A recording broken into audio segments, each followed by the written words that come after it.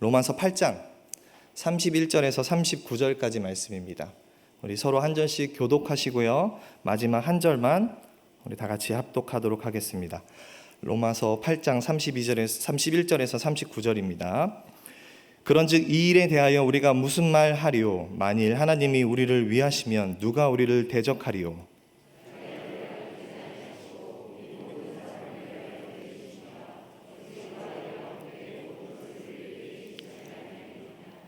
누가 능히 하나님의 택하신 자들을 송사하리요? 의롭다 하신 이는 하나님이시니.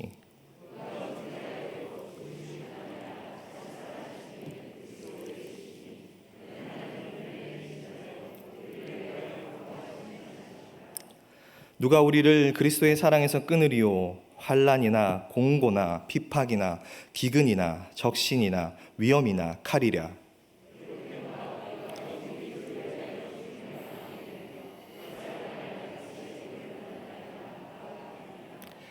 그러나 이 모든 일에 우리를 사랑하시는 이로 말미암아 우리가 넉넉히 이기느니라.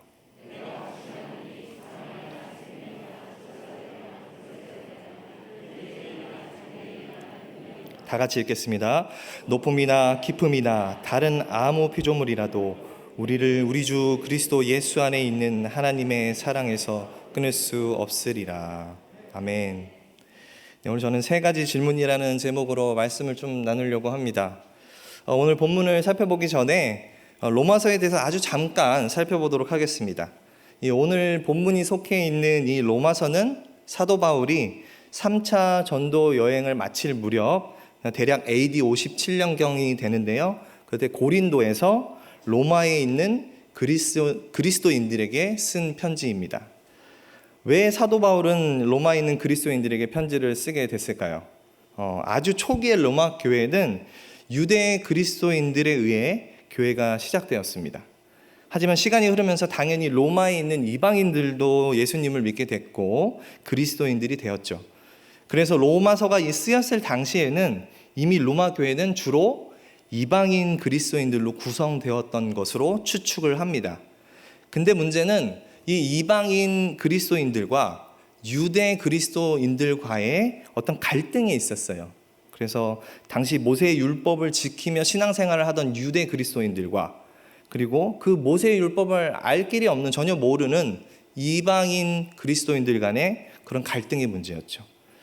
이런 갈등이 로마 역사에도 기록될 만큼 상당한 긴장감이 있었던 것 같습니다. 그래서 이제 사도 바울은 그들의 갈등의 문제가 되었던 복음과 율법 등 많은 문제들을 가르쳐 주기 위해서 이 로마서를 편지를 쓰게 되었습니다. 자, 이렇게 쓰여진 편지는 아마도 당시 로마 교회의 주일 예배나 어떤 이렇게 주중 예배라든지 그런 모임 때 이 편지를 가지고 온 누군가가 혹은 교회의 어떤 대표자가 그 편지를 낭독했을 겁니다. 로마서 마지막 장인 16장에 보면 겐그레아 교회의 여성 사역자인 베베에 대해서 언급을 합니다. 이 여성은 우리가 추측컨대 바울이 헬라어로 쓴 두루마리 편지를 가지고 로마에 흩어져 있는 여러 교회를 찾아다니면서 이 편지를 로마서를 읽었을 것이라고 우리 추측이 돼요. 그래서 우리 호산나 교회에도 이 바울이 보낸 겐그레아 교회의 여성 사역자인 베베가 와서 이 사도 바울의 로마서 편지를 읽어주면 참 좋겠지만 오늘은 특별히 제가 그 로마서 편지를 읽어드리고 설교하는 시간을 가지도록 하겠습니다. 별로 안 좋으신 것 같아요. 아멘 한번 해주시면 좋을 것 같은데. 네. 그래서 오늘 제가 그 로마서 말씀을 가지고 하나님의 말씀을 전하는 시간을 갖기를 원합니다. 그래서 좀 한 번 더 좀 살펴볼 부분이 있는데요. 오늘 본문에 대해서 조금 그 범위에 대해서 한번 살펴보기를 원해요. 본문 8장 31절에서 39절은 좁게 보면은 8장의 결론 부분입니다. 그리고 아주 넓게 보면 로마서 1장부터 8장까지의 결론 부분이기도 합니다. 그래서 이 결론 부분은 로마서 중에서도 가장 어떻게 보면 핵심이 되는 부분이에요. 어떻게 보면 오늘 본문이 로마서의 엑기스 같은 부분이다라고 이야기를 할 수 있습니다. 인간의 구원의 가장 결정적인 근거이자 이유인 하나님의 은혜와 예수 그리스도의 십자가 사랑 그리고 성도의 최종적인 승리를 오늘 본문에서 이야기하고 있습니다. 그래서 저는 아까도 말씀드렸지만 오늘 설교 제목 이 세 가지 질문을 여러분께 직접 드리면서 말씀을 나누려고 합니다. 그럼 한번 첫 번째 질문을 드려보겠습니다. 여러분 혹시 집에서 온라인으로 예배 드리시는 성도님들도 집에서 육성으로 대답을 하셔도 좋고 채팅을 통해서 제가 묻는 질문에 대답을 하셔도 좋을 것 같습니다. 자, 사랑하는 성도 여러분, 사람이나 사단의 대적이 우리를 십자가의 사랑에서 끊을 수 있습니까? 네. 다시 한번 끊을 수 있습니까? 네, 없습니다. 아멘 하시는 분 없으시죠? 네. 그렇죠. 저의 대답도 아니요, 끊을 수 없습니다. 이게 저의 대답입니다. 그렇다면 여러분은 왜 어떤 이유에서 그렇게 확신하시나요? 근데 오늘 본문 31절을 보면 사도 바울은 이런 말을 해요. 새 번역으로 보니까 그렇다면 이런 일을 두고 우리가 무엇이라고 말할 수 있겠습니까? 라고 이야기를 합니다. 여기서 말하는 이런 일은 무엇일까요? 보통 주석가들은 로마서 5장부터 8장까지에 이어지는 내용들을 이런 일이라고 가르치고 있어요. 그래서 이런 일, 즉 하나님께서 그 은혜로 말미암아 죄악된 우리를 예수 그리스도의 십자가의 사역으로 구원해 주셨고 의로우신 예수 그리스도로 말미암아 우리 또한 의롭다고 칭하셨고 또 우리의 연약함을 아시는 주님이 성령을 우리에게 부어주사 우리의 연약함을 도우시도록 은혜를 베푸신 사실, 즉 이런 일에 대해 우리가 무슨 말을 하겠습니까? 라는 질문이에요. 자, 여기서 근데 또 살펴볼게. 무슨 말을 하겠습니까? 라는 질문의 진짜 의미는 하나님이 우리를 택하시고 부르시고 의롭다 하시고 영화롭게 하셨는데 바로 이러한 사실로부터 우리는 이제 어떠한 결론을 얻을 수 있겠느냐라는 이런 질문이에요. 그러면서 사도 바울은 다시 한번 묻습니다. 31절 후반절에 하나님이 우리 편이시면 누가 우리를 대적하겠습니까? 자, 바로 좀 전에 나열해 드린 이런 일들을 우리 가운데 행하신 분이 우리 편이시라면 누가 우리를 대적하겠습니까? 라는 질문이에요. 그러니까 31절을 그런 의미에서 제가 다시 풀어드리면 하나님이 우리를 택하시고 부르시고 의롭다 하시고 영화롭게 하셨는데 이 일로 말미암아 이 세상 그 어떤 대적도 우리를 박해함으로 그 사랑에서 끊을 수 없다. 왜냐하면 하나님이 우리 편이시기 때문이다 라고 이야기하고 있는 겁니다. 좀 이해가 되시죠? 자, 그러면 이 사실만 보면 우리는 하나님이 우리 편이시니까 걱정할 게 없네, 그렇죠? 그러나 사도 바울은 우리 삶을 무너뜨리려고 하고 우리를 날마다 시험에 빠지게 하려는 대적들에 대해서 우리에게 경고를 해요. 디모데후서 말씀을 보면 무릇 그리스도 예수 안에서 경건하게 살고자 하는 자는 핍박을 받으리라. 갈라디아 말씀을 보면 그러나 그때 육체를 따라 난 자가 성령을 따라 난 자를 박해한 것 같이 이제도 그러하도다. 이 말씀들처럼 이제 주님의 그 십자가의 도의 깊은 곳으로 나아가려 할 때 또는 우리 삶 가운데 예수 그리스도를 따르는 삶을 살려고 할 때 우리는 우리를 박해하는 대적들을 만나게 되는 것입니다. 아주 극단적인 경우에는 야, 너 교회 다니지 마라. 너 예수쟁이 되지 마라. 그게 다 무슨 소용이냐? 야, 교회 다녀도 미치지만 마라. 주일만 가서 예배 드리면 됐지 무슨 성경 공부냐? 무슨 다락방 모임이냐? 이런 소리를 듣기도 합니다. 저희 부모님 세대 혹은 부모님의 부모님 세대의 신앙 이야기만 들어도 방금 한 그런 말도 안 되는 이야기 같은 그런 소리들을 많이 들으셨습니다. 제가 미국에서 같이 사역하던 부목사님의 친할머니에 대한 이야기입니다. 이 할머니께서 시집을 가셔서 홀로 처음 신앙생활을 시작하셨다고 해요. 그런데 남편의 반대가 너무 심하셨다고 합니다. 그래서 할머니를 교회를 못 가게 하시려고 할머니를 대들보에 막 묶어두셨대요. 그래도 할머니가 자꾸 교회를 가니까 나중에는 정말 손톱 발톱을 뽑기까지 했다고 합니다. 남편이요. 그런 고난 가운데서도 그 끊을 수 없는 십자가의 사랑으로 할머니는 예수 그리스도를 포기하지 않으셨고 결국 그 집안은 모두 예수를 믿는 역사가 일어났다고 합니다. 그뿐만 아니라 그 아들이 목회자가 되고 그 아들의 아들들이 목회자가 되는 은혜 또한 일어나게 되었습니다. 이처럼 지금은 우리는 이해조차 할 수 없는 그 어려움이 그 할머니께 있었지만 그런 어려움도 결단코 그리스도의 사랑에서 끊을 수 없음을 우리가 보게 됩니다. 자, 요즘 시대에는 방금의 이야기와 같은 그런 경험을 하시는 분들은 거의 없다라고 생각을 해요. 혹시 그런 경험을 하신 분이 이 자리에 있으시다면 손을 한번 번쩍 들어주시면 정말 축복하고 위로해 드립니다. 없으시죠? 그러나 이 시대 가운데 사단은 교회를 향한 조롱과 은은한 유혹으로 우리를 대적하고 있습니다. 특별히 요즘은 코로나로 인해서 많은 직장인들이 겪고 있는 어려움 중에 하나가, 물론 이게 한시적이겠지만 회사에서 대놓고 교회 모임을 가지 마라, 예배를 드리지 마라, 이와 같은 지령이 내려오고 있다고 하는 상황이라고 합니다. 여러분, 또 세상은 어떻습니까? 점점 우리 그리스도인에 대해서 비난적이고 또 비판적이고 적대시하고 공격적으로 다가오는 게 현실입니다. 사람들의 인식들, 세상의 환경들, 또 사회적인 분위기들, 정치의 흐름들, 법조계 어느 분야라고 할 것 없이 점점 교회를 향해서 적대시하는 방향으로 흘러가고 있어요. 그러니까 말하자면 그리스도인으로서 이제는 살아가기가 점점 어려운 시대로 변해가고 있다라는 말입니다. 여러분, 이런 영적인 대적들이 우리를 그 그리스도의 사랑에서 멀게 하려고 또 우리와 그 그리스도의 사랑의 고리를 끊어버리려고 합니다. 그뿐만 아니라 사단은 세상을 통해서만, 어떤 도구를 통해서만 우리를 대적하지 않습니다. 우리 내면을 통해서 우리를 그리스도의 사랑에서 끊어내려고 할 때가 너무나 많습니다. 우리 스스로가 우리 내면에서 이런 말들을 하곤 해요. 이 정도 믿으면 됐지. 내가 이 정도 신앙생활하면 잘하고 있잖아. 남들도 다 그러는데 나도 좀 그러면 어때?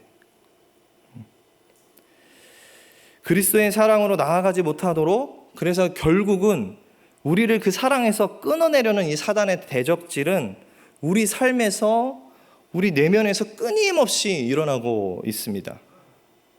이처럼 성도는 하나님의 뜻을 쫓아 경건하게 살고자 하면 할수록 성도를 낭망하게 하려는 사단의 세력에 의한 핍박을 우리는 만나게 되고 직면하게 되는 거예요. 그것이 때로는 사람에 의해서, 때로는 환경에 의해서, 때로는 내 안에 있는 내면에 의해서 경험되어집니다. 하지만 사랑하는 성도님들, 꼭 이 사실을 기억하시기 바랍니다. 아무리 어둠의 영인 사단의 모든 권세가 힘을 다 합해서 우리를 대적한다 할지라도 그들은 결코 우리를 이기지 못할 것입니다.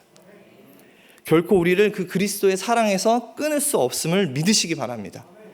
여러분, 그 이유가 무엇일까요? 바로 하나님이 우리 편이시기 때문이에요. 하나님이 나의 편이시기 때문입니다. 하나님이 우리를 위하시면 누가 우리를 대적하리요? 아무도 하나님과 예수 그리스도를 따르는 자들을 영원히 대적할 수 없음을 여러분 정말 믿으시기 바랍니다. 천만인이 나를 에워싸 진친다 하여도 나는 두려워하지 아니하리이다. 내가 하나님을 의지하였은즉 두려워하지 아니하리니 사람이 내게 어찌하리이까. 여러분, 계속해서 8장 32절에 바울은 첫 번째 질문에 답을 주듯이 이렇게 이야기를 해요. 함께 한번 봉독해 보실까요? 자기 아들을 아끼지 아니하시고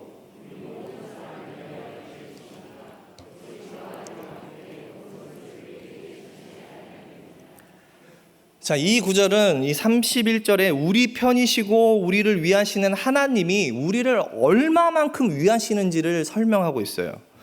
바로 하나님이 우리를 위하신다는 것이 자기 아들을 아끼지 않으시고 우리를 위해 내어주신다는 것으로 가장 깊이 있게 증명되고 있습니다.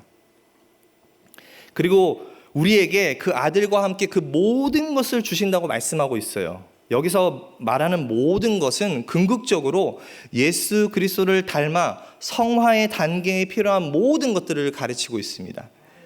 그래서 베드로 후서 말씀을 보면 그의 신기한 능력으로 생명과 경건에 속한 모든 것을 우리에게 주셨으니 이는 자기의 영광과 덕으로서 우리를 부르신 이를 알므로 말미암음이라. 디도서 말씀에 보면 모든 사람에게 구원을 주시는 하나님의 은혜가 나타나 우리를 양육하시되 경건하지 않은 것과 이 세상의 정욕을 다 버리고 신중함과 의로움과 경건함으로 이 세상에 살고, 즉 이 32절은 우리를 위한 하나님의 사랑을 다시 한번 확증하면서 예수 그리스도를 보내시고 그의 십자가의 죽으심으로 근거하여 하나님께서 우리 구원에 필요한 현재 미래의 모든 것들을 주신다라는 것을 이야기하고 있는 겁니다.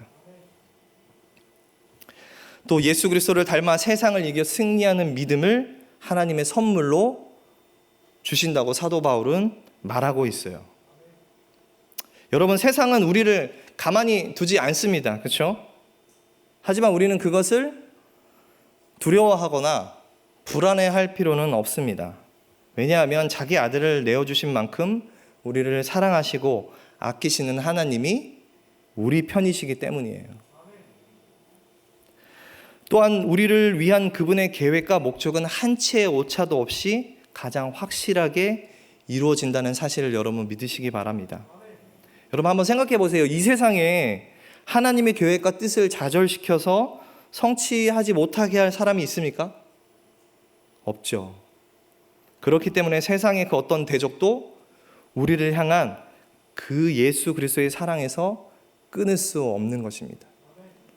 그 사실을 신뢰하는 저와 여러분 되시기를 주님의 이름으로 축복드립니다. 아멘 소리가 점점 작아지는 것 같아요. 네.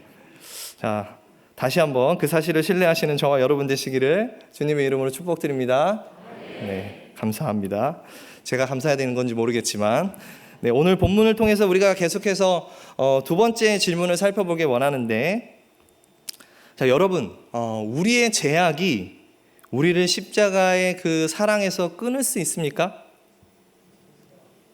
이렇게 대답이 이렇게 작아지세요. 첫 번째 질문했을 때는 엄청 크게 대답을 잘 하셨는데 질문을 잘 이해 못하신 것 같아요. 여러분, 우리의 죄악이 우리를 예수님의 십자가의 사랑에서 끊을 수 있습니까? 네, 아니요. 그렇죠. 끊을 수 없습니다. 우리가 33절, 34절을 다 같이 한번 읽어보겠습니다. 누가 능히 하나님께서 택하신 자들을 고발하리요? 의롭다 하신 이는 하나님이시니 누가 정죄하리요? 죽으실 뿐 아니라 다시 살아나신 이는 그리스도 예수시니 그는 하나님 우편에 계신 자요 우리를 위하여 간구하시는 자신이라. 이 33절 이 세 번역을 보니까 하나님께서 택하신 사람들을 누가 감히 고발하겠습니까? 그리고 34절에 보니까 누가 감히 우리를 정죄하겠습니까? 라고 이렇게 표현하고 있어요. 그러니까 누가 우리를 고발하고 정죄하려 합니까? 바로 사단을 의미합니다. 사단은 늘 우리 마음속에 우리를 고발하고 정죄하죠. 아마 이렇게 정죄하는 것 같아요. 야, 너같이 죄 많은 자가 어떻게 하나님의 은혜를 받겠어? 야, 너 같은 죄인이 어떻게 하나님의 구원을 받을 자격이 있겠어? 너같이 죄인은 하나님이 너를 잊어버리셨어. 너 같은 죄인은 하나님이 너를 사랑하시지 않아. 이런 수많은 정죄, 고발이 우리를 향해 옵니다. 사단의 말에 어느 정도 일리가 있는 것 같아요. 우리를 보세요. 우리 자신을 보세요. 맨날 죄 안 짓는다고 다짐을 하면서 또 죄를 짓고 또 다시 넘어지고 실패를 합니다. 들키지 않아서 그렇지 때로는 사회적으로 도덕적으로 지탄받을 만한 죄를 짓고 살 때도 있지 않습니까? 간음하고 시기하고 질투하고 거짓되고 음란하고 날마다 분내고 세상 것 포기 못해서 주님 앞에서 사람 앞에서 이중적인 모습으로 날마다 살아가고, 아니면 내가 조금 말씀 안에서 잘 사는 것 같으면 그렇지 못한 사람들 정죄하고 비판하고 또 교만해서 겉으로는 다 이해하는 척 하면서 속으로는 남 무시하고 욕하고 하나님 말씀 안에서 살아가는 척하고 사랑하는 척하고 거룩한 척하고 이러한 모습이 하루에도 수없이 우리 삶에서 나타나고 있지 않습니까? 사도 바울도 우리와 같이 이런 자신의 죄성에 대해서 한탄하듯이 이야기를 합니다. 내 지체에는 다른 법이 있어서 내 마음의 법과 맞서서 싸우며 내 지체에 있는 죄의 법에 나를 포로로 만드는 것을 봅니다. 나는 비참한 사람입니다. 누가 이 죽음의 몸에서 나를 건져주겠습니까? 우리 주 예수 그리스도를 통하여 나를 건져주신 하나님께 감사를 드립니다. 그러나 나 자신은 마음으로는 하나님의 법을 섬기고 육신으로는 죄의 법을 섬기고 있습니다. 어찌 보면 사단이 우리를 정죄하는 게 너무나 당연한 듯 보입니다. 우리 안에 죄책감이 생기는 거 어찌 보면 너무나 당연한 일 아닙니까? 사단이 우리한테 이렇게 얘기하잖아요. 야, 너 지금 이렇게 사는데 무슨 거룩한 삶이야. 무슨 말씀 안에 살아. 맨날 큐티하고 말씀 읽으면 뭐하냐. 삶이 변하질 않는데. 야, 이왕 너 그렇게 살 바에는 그냥 그렇게 계속 살고 나중에 잘하면 되잖아. 그래서 너 세상 더 즐기고 네가 하고 싶은 거 더 하고 나중에 상황 좋아지면 그때 하나님 잘 섬기면 되지. 어찌 보면 사단이 이렇게 우리 마음속에 건네는 말들이 틀린 말 같지 않아 보인다는 얘기예요. 우리 자신도 이런 생각을 하잖아요. 지금 내가 이것밖에 안 되는데 하나님이 기뻐하시겠어. 내 입술은 하나님을 사랑한다고 고백을 하지만 여전히 내 관심과 나의 중심은 나의 유익과 이익을 위해서 세상 것에 다 집중되어서 사는데 하나님이 나를 사랑하실까? 사단이 우리를 이렇게 고발하고 정죄할 때 사도 바울은 34절을 통해서 우리를 향해 이렇게 이야기하고 있어요. 아닙니다. 여러분을 의롭다 하신 이는 바로 하나님이십니다. 이 하나님이 누구시냐면 여러분을 위해 죽으실 뿐만 아니라 부활하신 예수 그리스도이십니다. 그뿐 아니라 그는 하나님 우편에 계시면서 여러분을 위하여 간구하시는 주님이십니다. 사도 바울은 바로 예수님의 구속 사역에 대해서 4가지 이유를 들어서 절대로 사단이 우리를 정죄할 수 없는 이유를 이야기하고 있어요. 첫 번째, 죽으실 뿐 아니라 이거는 우리의 구속을 위한 대속물을 의미합니다. 그렇죠? 다시 살아나신 이는 무슨 뜻을 의미합니까? 죄에 대하여 죽고 의에 대하여 살아난 것을 의미해요. 세 번째, 하나님 우편에 계신 자는 뭘 의미해요? 모든 것을 통치하시는 예수 그리스도를 말합니다. 강구하신 자는 무엇을 이야기합니까? 믿는 자들을 변호하시는 중재자를 이야기하고 있습니다. 이렇듯 사도 바울은 그 누구도 우리를 정죄하고 고발하여 그리스도의 사랑에서 끊을 수 없다는 사실을 예수 그리스도로 말미암아 명확한 이유를 성도들에게 제시하고 있는 거예요. 여러분, 우리는 날마다 죄짓고 쓰러지고 연약한 모습 투성이지만 사단은 결단코 이러한 우리를 정죄할 수 없고 사단의 권세 아래 둘 수 없음을 여러분 믿으시기 바랍니다. 믿으시기 바랍니다. 그리고 우리의 죄악을 빌미로 우리와 예수 그리스도와의 그 사랑을 끊을 수 없다는 것도 여러분 믿으시기 바라요. 아무리 사단이 하나님께 저 신은식이라는 사람에 대해서 고발해도 하나님, 이 신은식은 죄가 많아서 하나님의 은혜를 받을 자격이 없습니다. 저 사단은 신은식을 고발합니다. 정죄합니다. 라고 아무리 외치고 정죄하고 고발해도 아무 소용없다라는 거예요.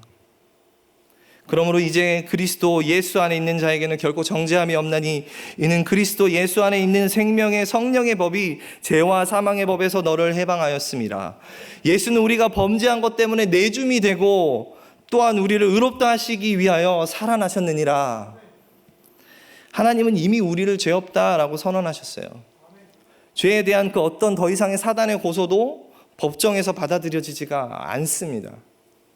34절에 보니까 우리를 위하여 간구하시는 자이신 이 표현이 있습니다. 이 표현은 예수님께서 우리를 위하여 변호하시고 중재하시기는 하는 예수님이기도 하지만 늘 우리의 죄의 문제에 대해서 아파하고 우리의 죄의 문제에 대해서 공감하시고 우리의 연약함을 동정하시고 그 죄악의 문제 가운데 우리가 거룩한 삶을 살기를 원하시는 그 간구하는 마음을 가지고 우리를 간구하신다라는 이야기예요.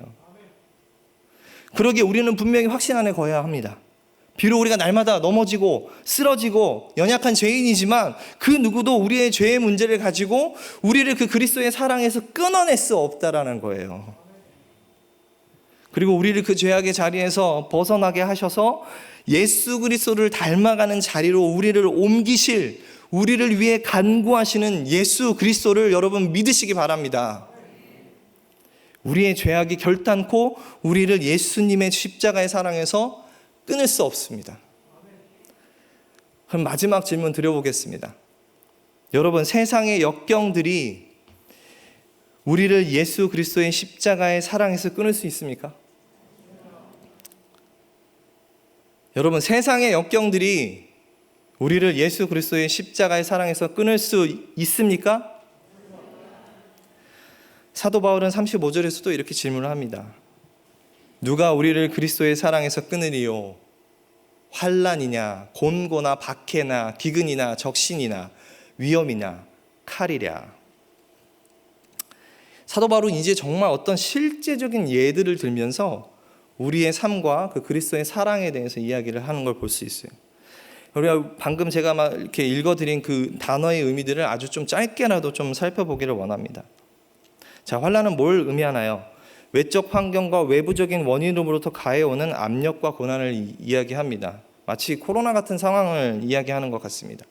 자, 곤고는 무엇입니까? 이 단어의 원래 뜻은 좁다라는 의미예요. 이 의미를 가지고 있는데 이는 자신이 통제할 수 없는 문제로 인한 마음의 극심한 걱정과 불안을 의미하는 거예요. 우리가 어찌할 수 없는 문제를 만났을 때 느끼는 그런 불안과 염려들을 이야기합니다. 요즘 같으면 코로나로 인해서 불안과 걱정과 우울 등 내가 통제할 수 없는 그런 문제들, 내가 통제할 수 없잖아요, 코로나는. 그런 문제로 인해서 오는 심적인 곤고를 이야기합니다. 자, 핍박은 누가 나를 괴롭히고 잔혹하게 다루는 것을 뜻합니다. 기근은 기아를 뜻하기도 하지만 여기서는 지독한 굶주림과 가난의 의미로 그 가난으로 당하게 되는 불안과 고통을 의미해요.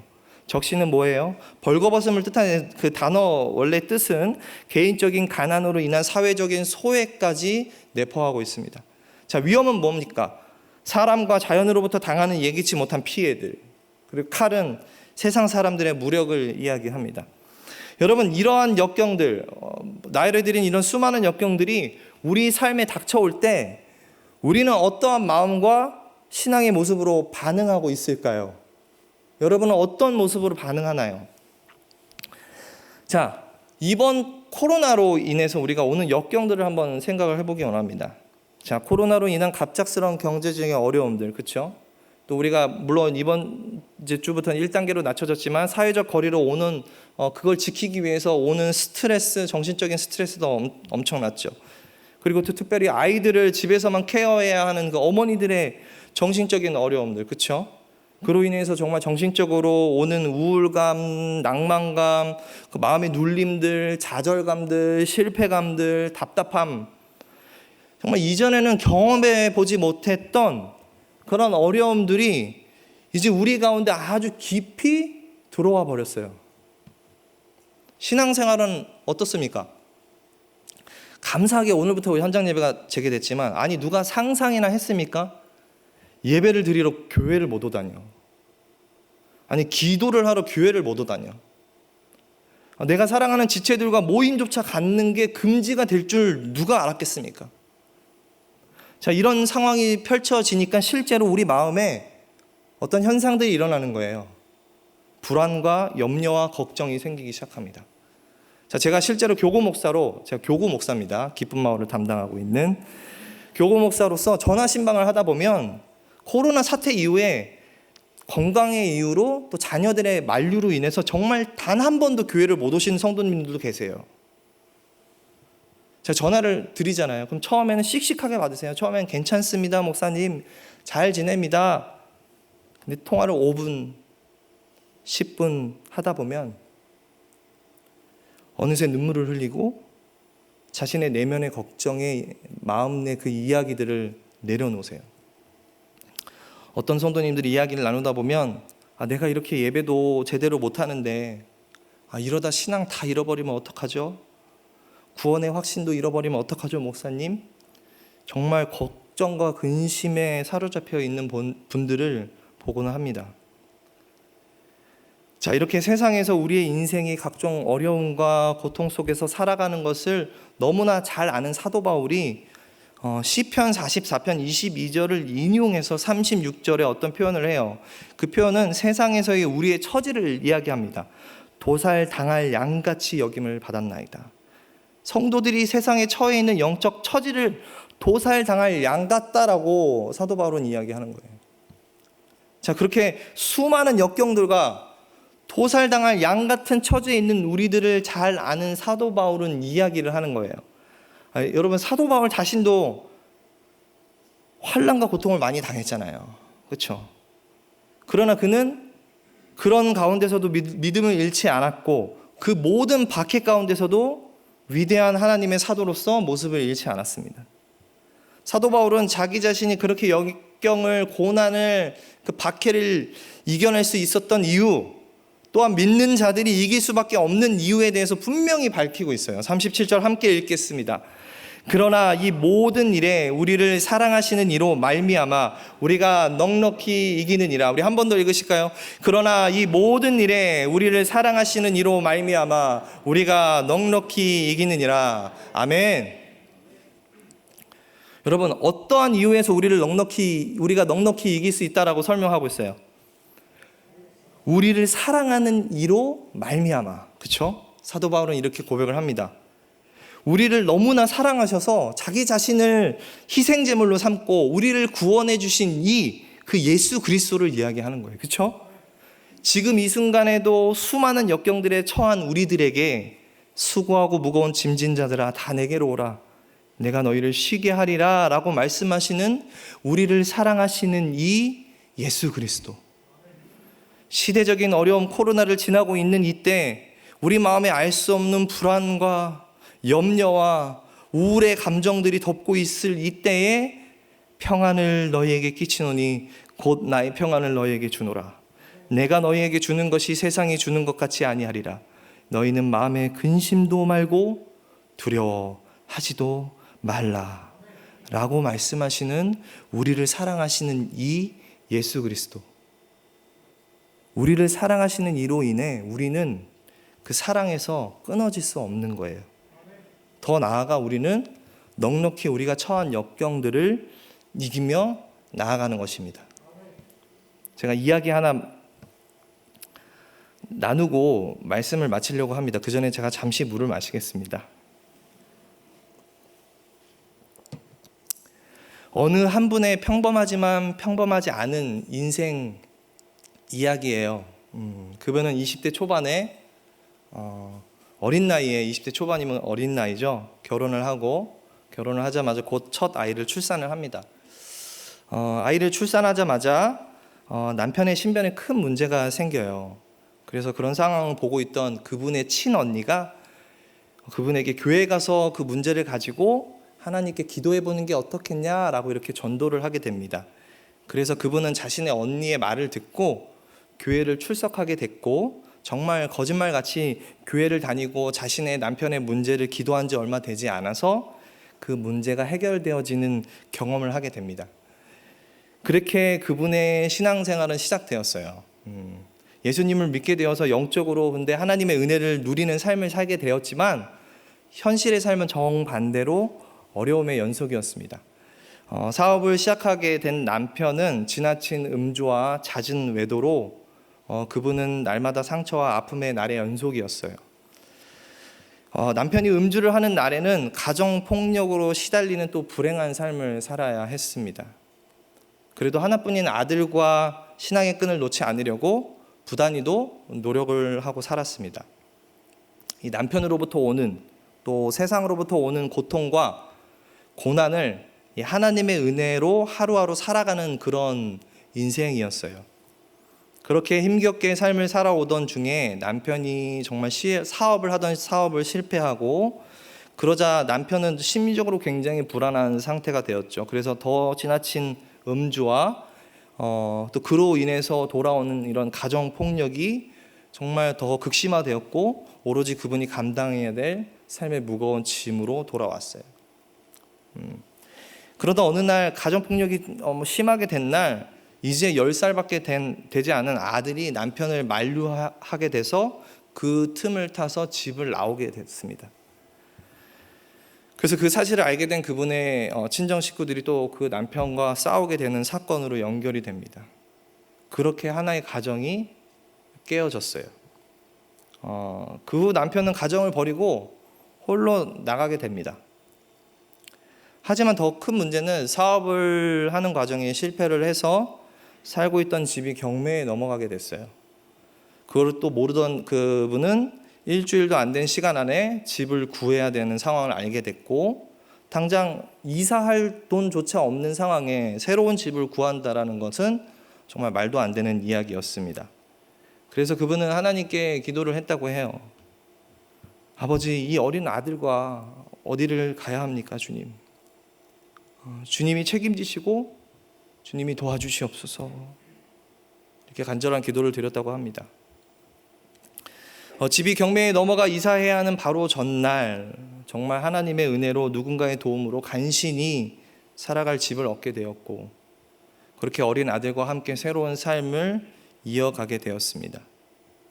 늘 그냥 가정주부로 살았던 그는 가지고 있던 직업도 없었고 하던 일도 없던 그분은 어린 아들을 책임져야 한다라는 책임감에 정말 30대 초반의 젊은 아이의 엄마였던 그분은 그렇게 세상과 부딪히게 됩니다.